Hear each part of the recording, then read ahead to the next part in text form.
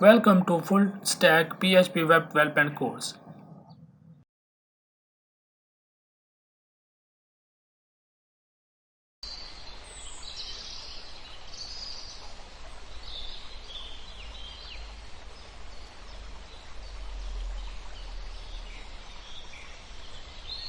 PHP Syntax.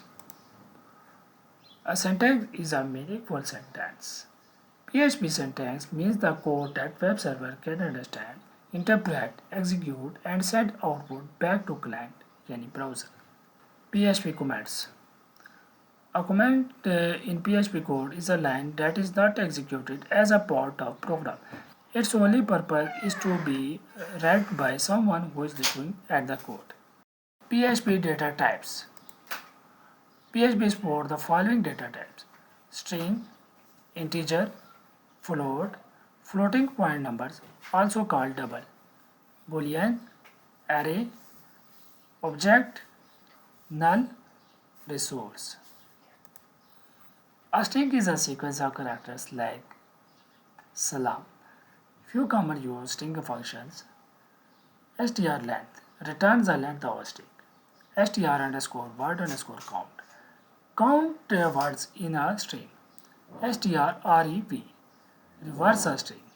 strpos search for a text within a string. str underscore replace text within a string. PHP integer data type is a non-decimal number between. Rules for integer. An integer must have at least one digit. An integer must not have a decimal point. An integer can be either positive or negative. Integer can specify in decimal base 10, hexadecimal base 16, octal base 8, or binary base 2 notation. PHP Boolean represents two possible states, true or false. Booleans are often used in conditional testing. PHP array. An array stores multiple values in one single variable. PHP constants. PHP constant is an identifier for some value. This value cannot be changed during the script.